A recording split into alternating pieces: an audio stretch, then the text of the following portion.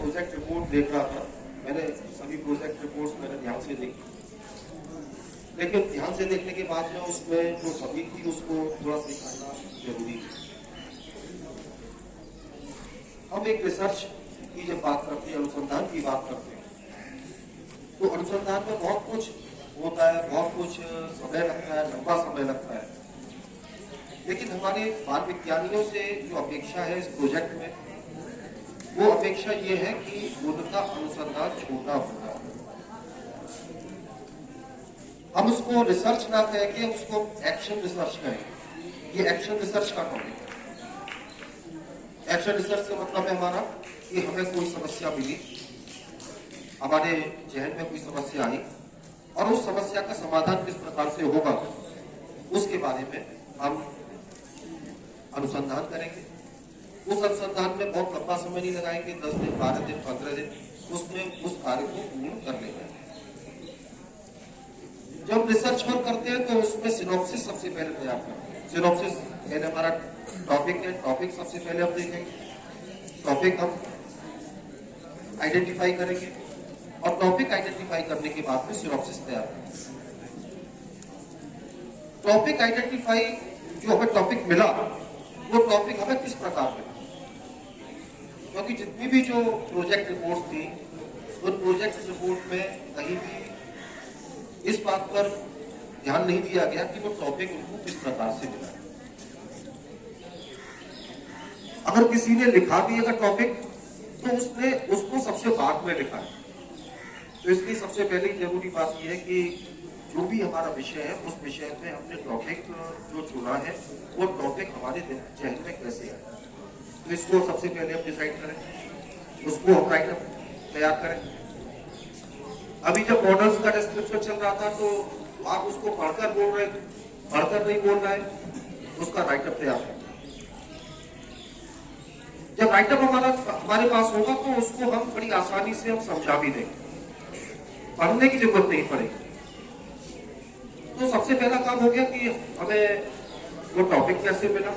Topic मिलने के बाद में हमने किस प्रकार से उसमें काम किया, पहले दिन हमने क्या काम किया, दूसरे दिन उसमें क्या काम किया, तीसरे दिन हमने क्या काम किया।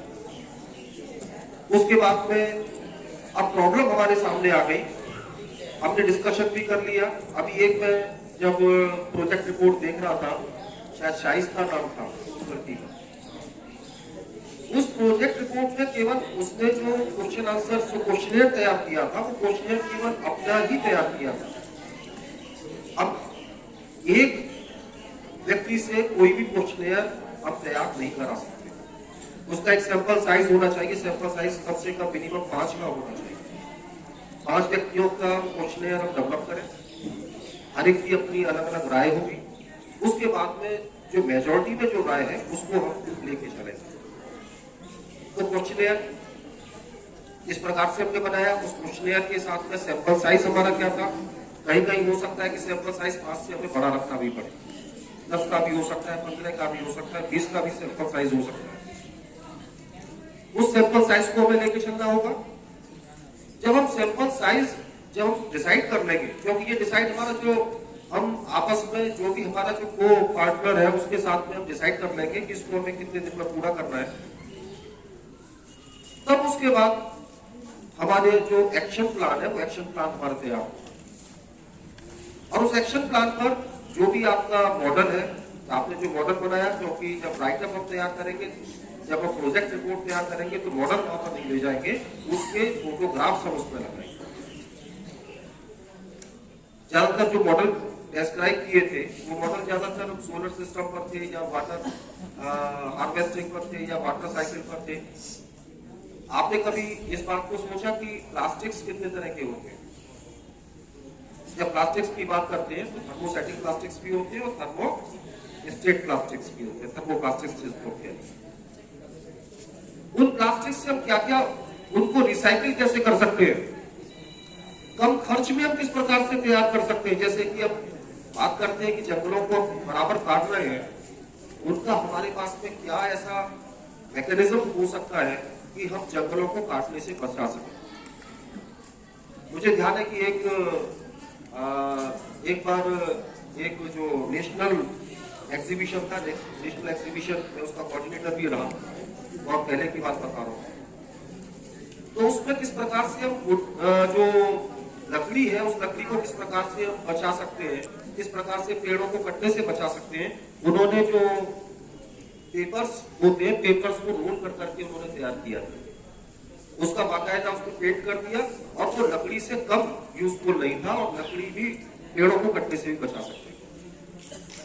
क्योंकि इसमें हमने जो टॉपिक था, टॉपिक हमारा बहुत ही वाइड टॉपिक था, हमारे पास में कोई कंस्ट्रेंट नहीं था कि हम सोच रहे थे हमें कहीं लिमिट करना पड़े। तो उसमें बहुत लंबा इसमें हमारे पास में स्कोप था कि हम तैयार करें, जैसे कि सोलर सिस्टम बनाया। लेकिन सोलर सिस्टम को अगर हम वाकई अगर सोलर की एनर्जी से जोड़ते हैं तो ज्यादा अच्छा हो, क्योंकि ज्यादातर वो अभी जो विंड मिल जो भी दिखा रहे थे उसमें मोटर लगी हुई थी, सेल से मोटर चल रही थी, देखने में अच्छा लगता है, लेकिन उसमें सबसे बड़ी आवश्यकता थी कि हम उसको कहीं सोलर सेल से उसको हम जोड़ें। इसी के साथ आपने कभी टॉपिक उस तरह का टॉपिक कभी नहीं लिया कि जो हमारे दैनिक जीवन में जो पढ़ाई लिखाई है उससे भी संबंधित कोई टॉपिक हो सकता है, हम किसी सब्जेक्ट को किस प्रकार से हम आसान बना सकते हैं, ये भी इसमें टॉपिक हो सकता था। विज्ञान है, विज्ञान से बहुत से लोग डरते भी हैं, इसी तरह से मैथमेटिकल पोर्शन होता है तो मैथमेटिकल पोर्शन में डरते हैं, अब किस प्रकार से उसको सिंप्लीफाई कर सकते हैं इस पर भी हम बना सकते हैं। लेकिन जब सभी के बीच में जाने की बात होती है तो वही प्रोजेक्ट चयनित होता है जो कि सबसे यूनिक हो। ज्यादातर हमने देखा थर्मोकोल पर ज्यादातर लोग बनाते हैं, लेकिन उसमें यूनिकनेस नहीं होती। इसलिए सबसे बड़ी बात यह है कि हमारा जो भी टॉपिक हो, हमारा जो भी प्रोजेक्ट हो, उसमें वो एक यूनिक हो, वैसा प्रोजेक्ट कोई दूसरा ना बनाया हो। और उसके साथ साथ सबसे जरूरी बात है कि हम कितना उसमें तैयारी करके आए हैं। अगर हमने तैयारी बहुत अच्छी की है तो निश्चित तौर पर हम उस प्रोजेक्ट को समझाने में भी सफल होंगे। और सबसे बड़ी बात यह है कि हम उसको बहुत अच्छी तरह से एक्सप्लेन कर सकते हैं। मैंने शायद आपको भी मैंने कल ही एक मैसेज भेजा भी था। मैंने एक मैसेज भेजा था कि आइंस्टीन के बारे में मैसेज भेजा था